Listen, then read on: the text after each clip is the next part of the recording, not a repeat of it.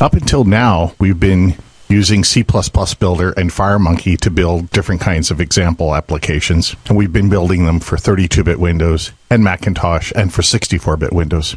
In this video, we're going to create a C++ Builder exe3 64-bit C++11 application, both a command line application and a FireMonkey Windows 8 application. So you can see how to get started if you want to use the C++11 language. So we'll say File New, Other, C++ Builder Project, Console Application. And we'll choose C++, multi-threaded, and Target Framework None. This is just going to be a pure console application. And we'll say OK. Now, by default, the wizard will create this starting main application for Win32. What we want is a 64-bit application so we can use the full C++11 language in the new C++ Builder 64-bit compiler. So we'll add 64-bit Windows, and we'll remove the 32-bit Windows so we don't get a problem by using the C++11 language. And then we'll just delete all of this starting source code, and we'll type in a new C++11 command line application that declares a class, has a main. We use auto to set two variable values, one integer, one floating point, and then we'll output the values of A and B, and we'll also use the size of in C++11 to get the size of the variable A inside of the class. And then we'll wait for a keyboard input to finish so we can see the output of the console app. So let's run this example. And there's the result. Auto integer, auto float, and the size of it is 4 bytes. Let's go back and use long. We'll say B, and let's add another line and say the size of B inside of class A. Let's hit run, and it's 8 bytes using long. So that's a quick first C++11 console application using the IDE and the C++ Builder exe3 64-bit compiler. And next, let's build a FireMonkey C++11 application for Windows 8. So we'll say File New, C++ Builder Metropolis UI application, and we'll start with a blank Metropolis UI application. We'll go and change the platform to 64-bit Windows and remove the 32-bit. We'll add 2 buttons and 2 list boxes. And notice they have that Windows 8 style look. And we'll add the 2 list boxes. And let's select the first button, use the style lookup, and make it a tile button. And the same thing for button 2. In this style lookup, you can just start typing and then hit enter. And we'll change the text of the first button to be generate. And the second button, let's make it a little bigger. And the second button we'll call sort. And now we'll double click on each of the button to add event handlers. So for button 1, we're going to generate some random numbers. So we'll call generate numbers.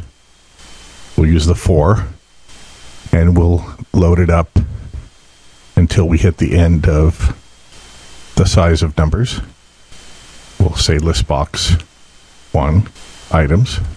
We're just going to add numbers.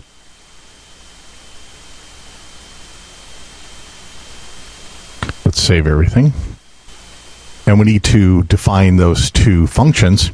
We can do that in the main program here, or we can do that in a separate file. We'll do that by adding another header file. We'll go to the project manager, right mouse click, saying add new, other, under C++ Builder files, say header file. Now we have a header file where we can put some additional code, include vector, because we're going to use a vector of numbers, include algorithm, and include random for random number generation. And then we'll create our sort numbers function and our generate numbers function. So template type name, void sort numbers. It's going to take a vector of that type X, and we'll have the variable v. We'll say std sort b.begin, so at the beginning of the vector, till the end. We'll define the lambda, 2 values, a and b, and in the body we'll just say return a is less than b. And a second template function for generating our random numbers into the vector. It's going to take a vector of a type. So we'll say std. We'll use the random device in the standard library, and we'll go from 0 to the size of the vector, and we'll just take the results, push to the back of the vector. We'll save this and we'll call it our functions header. And if we go back to our form header file, inside of the form class, we'll create a private member for the vector of numbers. And we're going to use integers, in this case is the type. And now that numbers variable is defined. So we finished defining the two functions we're going to use, sort numbers and generate numbers. We've got this size here with a default value of 10,000. Over in our main program, we have to include that function's header file, which knows about those two functions that we generate. In this case, we're going to just generate 100 numbers to start. And then we have to implement in button 2 to do the sorting and the output of the values. Let's call sort numbers, and we'll pass it the vector. And then for auto I, numbers, for all the numbers. So we'll sort the numbers, and then for all the numbers that are sorted, we'll simply go back and store those numbers in list box 2. Let's run the program.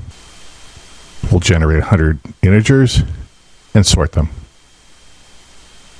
And here we have a sorted list. Hit escape to close the application. So there's a quick FireMonkey C++11 Metropolis application. Now you'll notice the wizard generated some additional code. If we're on a touch screen, we can do a gesture on the form to bring up the toolbar, or we can hit the escape key to bring up the toolbar. And we can use that toolbar to close our application using the close button. And down here are the two functions that we created for the button clicks. So let's run this application on 64-bit Windows. It has the Metropolis look. Let's generate the random numbers. There's 100 random numbers, and let's sort them. We'll hit escape. Up comes our toolbar. Click the close app, and we're back.